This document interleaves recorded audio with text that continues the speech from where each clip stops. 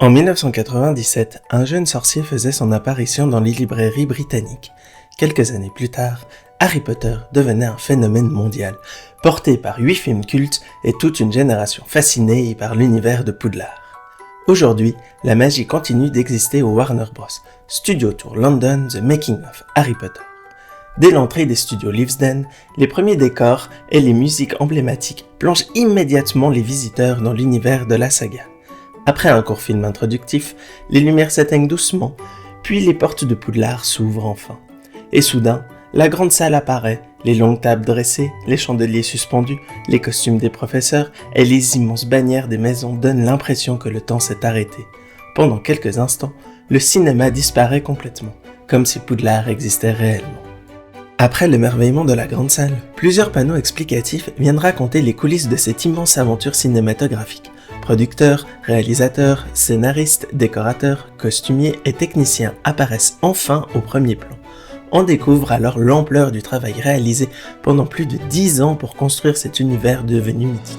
Derrière chaque scène culte se cachent des centaines d'artisans, d'artistes et de créateurs ayant travaillé dans l'ombre pour donner vie au monde des sorciers. Puis le parcours s'ouvre sur une succession de décors emblématiques issus presque de tous les films de la saga. Chaque salle possède sa propre ambiance, certains plongent immédiatement dans une atmosphère chaleureuse et réconfortante, tandis que d'autres deviennent plus sombres et mystérieuses. Les costumes exposés révèlent un niveau de détail impressionnant. Les tissus, les broderies, les boutons, les traces d'usure, tout a été pensé avec précision pour raconter quelque chose du personnage qui les porte. Les perruques et les maquillages montrent également l'évolution des personnages au fil des années. Rien n'a été laissé au hasard. Même les plus petits accessoires semblent chargés d'histoire. Les décors grandeur nature renforcent encore davantage l'immersion. Certaines pièces donnent réellement l'impression d'avoir été abandonnées quelques minutes plus tôt par les acteurs eux-mêmes. Les objets exposés sous verre, les tableaux animés, les livres anciens, les fioles remplies de potions et les accessoires de tournage créent cette sensation étrange de traverser un lieu vivant. Le regard ne sait plus où se poser tant les détails sont nombreux. Chaque étagère, chaque meuble et chaque objet raconte une partie de l'univers Harry Potter. L'expérience devient presque sensorielle. Les lumières tamisées, les matières, les sons et les volumes plongent les visiteurs dans un décor qui paraît tangible. L'univers imaginé dans les livres semble soudainement prendre forme sous leurs yeux. Même les créatures semblent réelles. Les animatroniques exposés tout au long du parcours rappellent le travail minutieux des équipes d'effets spéciaux avant l'arrivée massive des technologies numériques modernes. Chaque mouvement, chaque texture et chaque expression ont été conçus avec une précision impressionnante afin de donner vie au monde magique.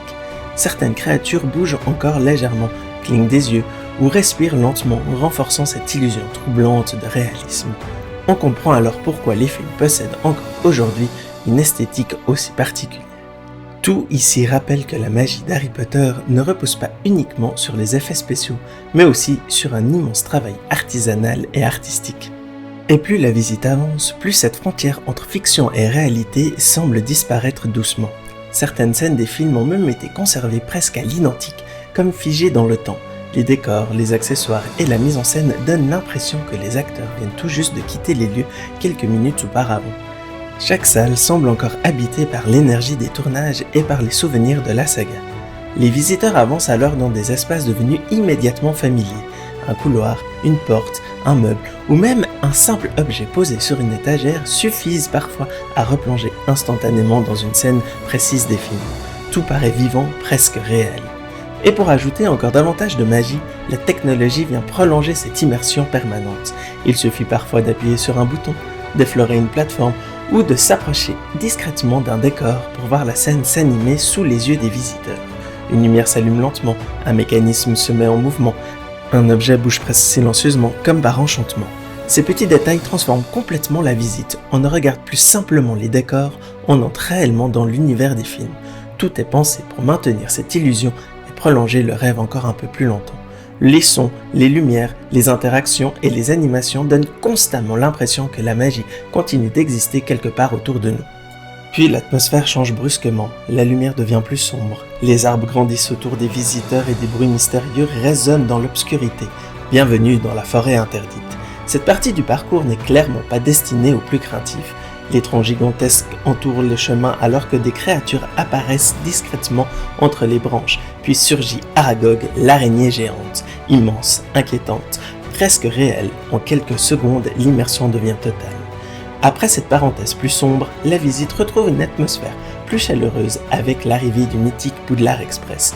La célèbre voie 9 3/4 apparaît alors devant les visiteurs comme une scène sortie directement des films. La locomotive noire et rouge du Poudlard Express parfaitement restaurée semble prête à repartir une nouvelle fois vers l'école des sorciers. À l'intérieur des wagons, chaque compartiment replonge dans différentes scènes emblématiques de la saga à travers les années.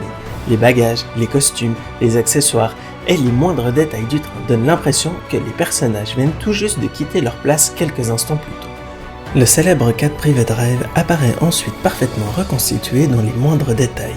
La maison des Dursley replonge immédiatement les visiteurs dans les tout débuts de l'histoire, là où l'univers de Harry Potter prend véritablement naissance. À proximité, le long pont de bois encore intact permet même de traverser le décor comme plongé dans les films. Un regard rapide permet aussi de découvrir la maquette de la maison des Weasley, la maison de la cour de Poudlard ainsi que le bus violet à 3 étages, emblématique de l'univers des sorciers. Autour, plusieurs véhicules emblématiques sont exposés comme la Ford Anglia volante ou la moto de Sirius Black. Chaque élément porte une forte charge émotionnelle.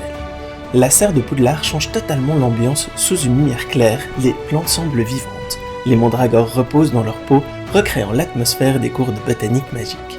Le retour à l'intérieur des studios dévoile ensuite une partie bien plus technique, mais tout aussi fascinante du parcours. Après les décors immersifs et les scènes emblématiques des films, la visite met cette fois en lumière le travail colossal réalisé en coulisses pour donner vie à l'univers Harry Potter.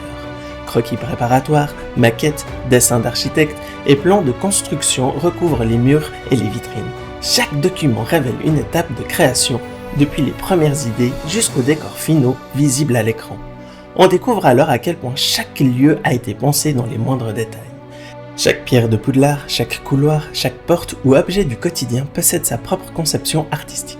Certains dessins montrent même des annotations techniques utilisées pendant les tournages afin de respecter parfaitement l'esthétique imaginée pour la saga. Les détails les plus infimes apparaissent dans ces documents, parfois immenses, parfois extrêmement minutieux. Rien n'est laissé au hasard.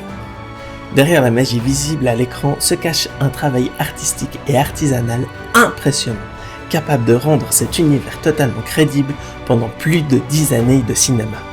Puis vient l'un des moments les plus impressionnants de la visite, la banque de Gringotts. Dès l'entrée dans l'immense salle de marbre blanc, le décor frappe immédiatement par son gigantisme. Les lustres suspendus, les bureaux parfaitement alignés et les colonnes monumentales créent une atmosphère presque irréelle, comme figée hors du temps. Tout semble pensé pour inspirer à la fois l'émerveillement et une certaine intimidation. Les gobelins, installés derrière leur comptoir, semblent étonnamment vivants. Le moindre détail de leur visage, leurs mouvements presque naturels et leur expression renforcent cette impression troublante de réalisme. Pendant quelques instants, on oublie complètement qu'ils ne sont pas vivants. En avançant dans le décor, le regard se perd entre les piles de pièces, les coffres et les immenses arches de la banque. Chaque recoin semble raconter une partie de l'univers des sorciers. L'ambiance sonore, les lumières et les détails architecturaux prolongent encore davantage cette sensation de rêve propre à Harry Potter. Comme si le visiteur avait réellement pénétré dans l'une des banques les plus mythiques du monde des sorciers. La balade se poursuit ensuite sur le mythique chemin de traverse. Dès les premiers pas, les vitrines lumineuses, les enseignes suspendues et les boutiques débordantes d'objets magiques installent immédiatement l'atmosphère si particulière de la saga. Tout ici semble plus grand, plus riche, presque théâtral, comme si chaque façade cherchait à raconter sa propre histoire. Chaque boutique possède une identité unique. Certains regorgent de baguettes magiques soigneusement alignées, d'autres débordent de potions colorées, de grimoires anciens ou d'objets mystérieux aux usages inconnus. Puis la visite arrive doucement à son terme, à travers quelques tableaux et croquis souvenirs. Ces œuvres retracent les moments les plus marquants de la saga et rappellent le travail artistique colossal qui a permis de donner vie à cet univers. On y découvre des décors et des idées initiales qui ont ensuite évolué pour devenir les scènes que l'on connaît aujourd'hui. Puis arrive le dernier moment. Dans une immense salle plongée et dans la pénombre apparaît la maquette de Poudlard. Silencieuse, monumentale, fascinante, elle impose comme la dernière vision de ce voyage au cœur du monde des sorciers. Puis les portes se referment doucement derrière les visiteurs, comme pour marquer la fin du voyage tout en laissant encore un peu la magie suspendue dans l'air.